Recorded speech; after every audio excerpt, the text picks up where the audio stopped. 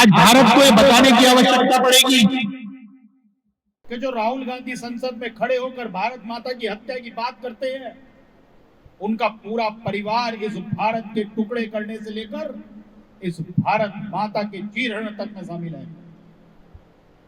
जब 1947 के अंदर 15 अगस्त के लिए भारत की आजादी का जश्न मनाने के लिए पूरा देश खड़ा था, 15 अगस्त 1947 को कहीं दिवाली कहीं होली, विभिन्न प्रकार के उत्साह के माध्यम से इस आजादी का जश्न मनाने के लिए भारत का हिंदू और मुसलमान एक होकर इस जश्न में डूबना चाहता था, तो पंडित जवाहरलाल नेहरू की जिद के कारण, प्रधानमंत्री बनने की जिद के कारण इस भारत के टुकड़े हो गए। केवल और केवल पंडित जवाहरलाल नेहरू की जिद के कारण इस भारत के टुकड़े हुए। ये राहुल गांधी कहते हैं कि ये भारतीय जनता पार्टी या नरेंद्र मोदी भारत को तोड़ना चाहती है। वो कौन लोग थे जिन्होंने केवल और केवल पद और की हित के लिए इस भारत के टुकड़े कर दिए? इन्हीं के परिवार की, वो इन्हीं की दादी जिन्होंने बांग्लादेश बना दिया, और कश्मीर के अंदर जो परिस्थितियां दी गई वो भी पंडित जवाहरलाल नेहरू की देन थी। लाखों लाख लोग उस 1947 की 14 अगस्त 1947 की रात को जिस प्रकार लाखों लाख लोगों का नरसंहार हुआ, ऐसा कहा जाता है 20 लाख से ज्यादा लोग उस नरसंहार में मरे। वो आज के दिन की दर्द और पीड़ा वो उन लोगों से पूछे जो पाकिस्तान में अपने बसे बसाए घर और व्यापार को छोड़कर आए। किसी का बच्चा मरा, किसी की मां मरी, किसी के पिता मरे, किसी के दादा गए, किसी की पत्नी गई, किसी की बहन गई। रोते बिलखते बच्चे, मां बाप, बिखरा हुआ संसार, वो इसी 14 अगस्त 1947 को जिसकी देन है ये कांग्रेस के लोग, पंडित जवाहरलाल नेहरू जैसे लोग, ये उसी राहुल गांधी, उसी परिवार से आने वाले लोग हैं जो आज भी इस देश को छक्त खंडित करना चाहते हैं, केवल प्रधानमंत्री बनने की जिद। इनका पूरा इतिहास इसी प्रकार से खून से सना हुआ है। इस भारतीयों के खून से सने हुए इनके हाथ। पूछो उस राहुल गांधी से, मिजोरम के अंदर जिन पायलटों, सुरेश कलमाड़ी और राजेश पायलट ने बम बरसाए थे, उनको इनकी सरकार के अंदर मंत्री बनाकर एक वरिष्ठ नेता बना दिया गया। वो टाइटलर, जगदीश टाइटलर, सिख विरोधी दंगे का सबसे बड़ा माफिया, सिख दंगों के अंदर जो हज्र इस देश का उस समय किया गया, वो देन किसकी थी? कश्मीर के अंदर जो परिस्थितियां पैदा की गई, वो देन किसकी थी? आज वह बहन भाई जाकर अटखेलियां करते हैं। आज देश के यशस्वी प्रधानमंत्री ने हमारे आदर्श डॉक्टर श्यामा प्रसाद मुखर्जी के उस स्वप्न को साकार किया कि एक देश, दो निशान, दो विधान, दो प्रधान, नहीं चलेगा, नहीं चलेगा। वो आज उसको यहां किया है। जब कांग्रेस की सरकारें हुआ करती थी, रोजाना बम धमाके, सिमी जैसे संगठन इस देश के अंदर लगातार सक्रिय रहे, लेकिन आज किसी की गर्दन नहीं उठती कि इस भारत को अपनी तिरछी आंखों से देख ले। ये दर्द है 14 अगस्त 1947 का, वो दर्द है। उन लोगों से पूछो, उनसे जो वार्ता करो। आज भले ही इतने वर्ष हो गए हो, लेकिन जब हम अपने बुजुर्गों से बात करते हैं, उस दिन की बात करते हैं, उस समय की बात करते हैं, तो सिहर उठते हैं, सिहर उठते हैं, आंखों से आंसू निकलते हैं।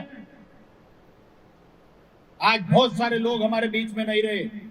वो 14 अगस्त 1947 का दिन, देश में एक ऐसा काला अध्याय लिखा गया, ऐसा सूल हमेशा हमारे इस दिलों में चुभता रहेगा, जिसकी देन पंडित जवाहरलाल नेहरू और इस राहुल गांधी के परिवार के सदस्य है। आज राहुल गांधी पुनः प्रधानमंत्री बनने की जिद पर लगे हुए हैं और भारत माता की हत्या की बात करने वाले राहुल गांधी को देश स्वीकार करेगा? इन लोगों को कभी भारत स्वीकार नहीं कर सकता। इमरजेंसी का वो पल वो किसने लगाया था? इसी राहुल गांधी की दादी ने प्रधानमंत्री बनने की जिद के चक्कर में। तमाम मीडिया हाउसेस, तमाम पत्रकार, तमाम नेता, हर किसी को जेलों में डाल दिया गया, यात्राएं दी गई। वो किसने किया था? इसी राहुल गांधी की दादी इंदिरा गांधी के द्वारा किया गया था। मैं फिर आपसे कहना चाहता हूं, देश को समझना पड़ेगा, देखना पड़ेगा कि जिस प्रकार से वो एक बार पुनः इनके गठबंधन की साथी ममता बनर्जी एक बार पुनः भारत से उस बंगाल को अलग करने की मुहिम में लगी हैं।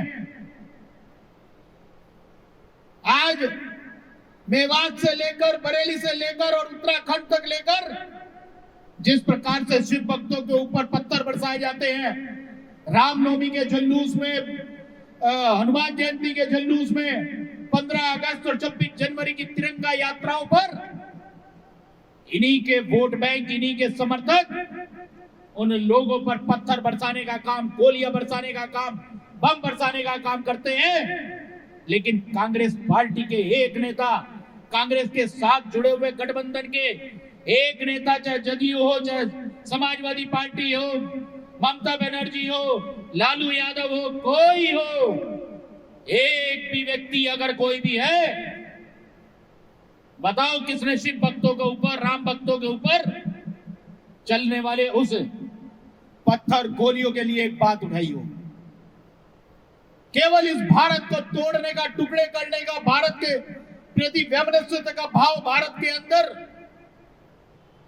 खंड विक्षिप्त करने की योजना बनाने का काम राहुल गांधी और उसकी पूरी सेना करते हैं।